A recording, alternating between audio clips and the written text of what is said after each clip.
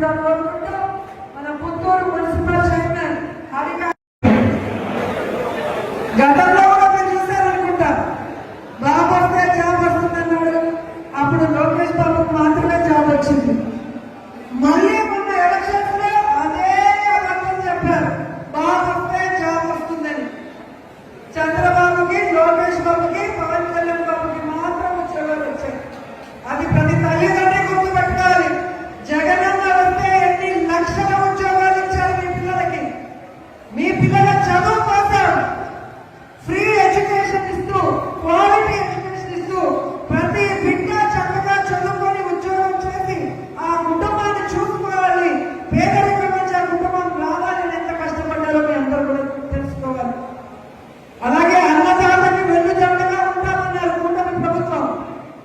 ఆనాడు అన్నకి వెన్నుపోటు పొడిచారు, ఈ రోజు ఓట్లేసినా ప్రజలకి వెన్నుపోటు పొడిచారు కూటమి ప్రభుత్వం. అలాంటి వాళ్ళని మళ్ళీ వెన్నుపోటు పొడిచే విధంగా మనం అందరం కూడా ఐక్యమత్యంగా పనిచేయాలని కోరుకుంటూ, మొన్న ఎన్నికల్లో దిగజారు రాజకీయాలు కూటమి ప్రభుత్వమే కాకుండా మన పార్టీలో ఉన్న వాళ్ళు చేయడం వల్ల ఈ జిల్లాలో ఎప్పుడు అత్యధికంగా రావాల్సిన సీట్లు తగ్గాయి. రాబోయే ఎన్నికల్లో కరుణాకర్ రెడ్డి గారి సారథ్యంలో జగనన్నకి ఈ చిత్తూరు జిల్లా ఎప్పుడు అండగా ఉంటుంది అని నిరూపించాలి. అన్ని సీట్లు కుటుంబంతో సహా గెలవాలని కూడా దానికి ప్రతి వైఎస్ఆర్సీపీ కుటుంబ సభ్యులాగా లీడర్ పనిచేయాలని కోరుకుంటూ మా గురువు గారు మాట్లాడాల్సిందిగా. వైఎస్ఆర్సీపీ పార్టీలో నూతన ఉత్సాహంతో ఈరోజు ప్రతి కార్యక్రమం కూడా విజయవంతం కావడం మనం అందరం కూడా గమనించాలి. ఈ కార్యక్రమానికి విచ్చేసిన మా గురువు గారికి, అలాగే మన ప్రియతమ ఎంపీ గురుమూర్తి గారికి, మనకి ఎప్పుడూ అండగా ఉంటూ మన నగిరి నియోజకవర్గానికి సపోర్ట్ చేసే తండ్రి సమానులు రెడ్డప్ప గారికి, ఇక్కడికి విచ్చేసిన వైఎస్ఆర్సీపీ కుటుంబ సభ్యులకి, పార్టీలకి పేరు పేరున అందరికీ హృదయపూర్వకంగా కృతజ్ఞతలు తెలియజేసుకుంటున్నాను. సో మన ప్రభుత్వం మనం ఎలా చేశాం, ప్రజలు ఎలా ఆదుకున్నాం అనేది మీ అందరికీ కూడా తెలుసు. కానీ ఇక్కడ మనం తప్పు చేసి ఓడిపోలేదు. కూటమి ప్రభుత్వ తప్పుడు ప్రచారం వల్ల ఈరోజు మనం ఓడిపోయాం. 6 నెలల ముందు ఏర్పడిన కూటమి ప్రభుత్వం 6 నెలల్లోనే ఆలీబాబా అరడజను దొంగల ప్రభుత్వం లాగా గమనిస్తున్నారు. ఎన్నికల ముందేమో అరచేతిన వైకుంఠాలు చూపించారు కూటమి ప్రభుత్వం వాళ్ళు, అది చేస్తాం ఇది చేస్తామని. కానీ 6 నెలలకే నరకం చూపిస్తున్నారు ఆంధ్రప్రదేశ్ ప్రజలకి. ఈరోజు ఎక్కడికి వెళ్ళిన రాష్ట్రంలో జగనన్నని ఓడించుకొని తప్పు చేశామని ప్రతి ఒక్కరూ కూడా పశ్చాత్తాపడుతున్నారు, బాధపడుతున్నారు. ఎందుకంటే జగనన్న ఈ రాష్ట్రంలో కులం చూడలేదు, మతం చూడలేదు, పార్టీ చూడలేదు.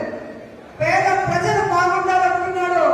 ఆ ప్రజల సంక్షేమం కోసమే 5 సంవత్సరాలు ఆయన కష్టపడి పనిచేసి తాను ఇచ్చిన ప్రతి వాగ్దానం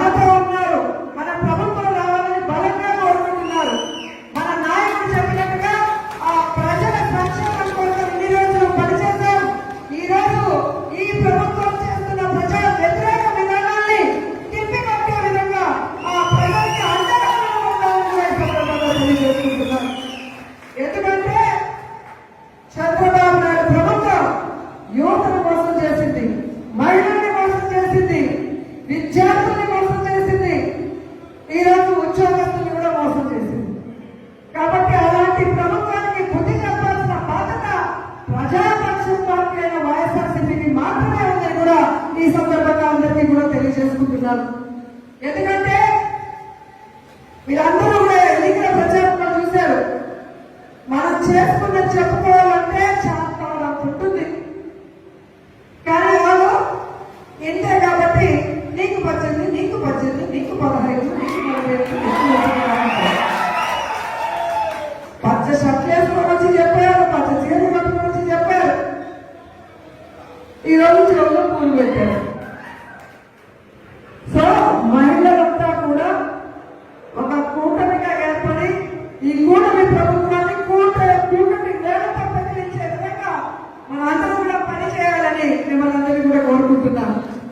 ఎందుకంటే నాకు తెలిసి ఈ దేశంలో ఏ రాష్ట్రంలో ఏ ముఖ్యమంత్రిని కూడా చూస్తున్నాం మహిళల సొంత అక్క చెల్లెలుగా, అమ్మగా, కుటుంబ సభ్యులుగా భావించి మనకి అండగా నిలబడిన ఏకైక ముఖ్యమంత్రి దేశంలో ఎవరైనా ఉన్నారు అంటే ఓన్లీ జగన్మోహన్ రెడ్డి గారిని గౌరవంగా చెప్తున్నాను ఈ సందర్భంలో. ఎందుకంటే మన పిల్లలు బాగుండాలని మనం ఎలా కోరుకుంటామో, మన అక్క చెల్లమ్మల పిల్లలు బాగా చదివించాలని జగనన్న నాడు నేడు కింద స్కూల్స్ ని ఎలా అభివృద్ధి చేసి కలర్ఫుల్ గా మార్చాడు, మంచి చదువుని ఎలా అందించాడో మనం అందరం కూడా చూస్తాం. కానీ ఈ కూటమి ప్రభుత్వంలో ఎక్కడ చూసినా వైన్ షాపుని కలర్ఫుల్ గా డెకరేట్ చేశారు. వీరికి ఒక బెడ్ షాపుని పెట్టి పేదవారు సంపాదించిన డబ్బుని ఎలా పీల్చి తిప్పి చేస్తున్నాడో మనం అందరం కూడా చూస్తున్నాం. వీటన్నిటికీ కూడా ఫుల్ స్టాప్ పెట్టాలని కూడా చెప్తున్నాం. ఎందుకంటే జగనన్న ఉన్నప్పుడు విద్యార్థిప్రదేశ్ గా మారిన రాష్ట్రాన్ని చంద్రబాబు నాయుడు ప్రభుత్వం మధ్యాహ్నప్రదేశ్ గా మారుస్తుంది. ఇది మంచిది కాదని కూడా ఈ సందర్భంగా తెలియజేసుకుంటున్నాను. అలాగే ఉద్యోగస్తుని చూశారు, ఎగిరి పట్టారు. మన ప్రభుత్వాన్ని దించినంత వరకు కంగనం కట్టుకొని పనిచేశారు. ఈ రోజు బయటికి చెప్పుకోలేక, లోపలికి మింగలేక ఉద్యోగస్తులు ఎలా నరకయాత్ర అనుభవిస్తున్నారో మీరు చూస్తున్నారు. జగనన్న చేయింది ఎవరు చేయలేరు, చేయగలిగింది అన్నీ కూడా జగనన్న చేసి చూపించారు.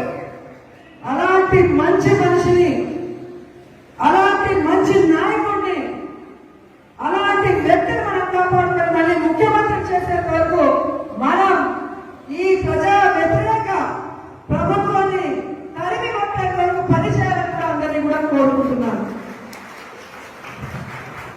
ఈరోజు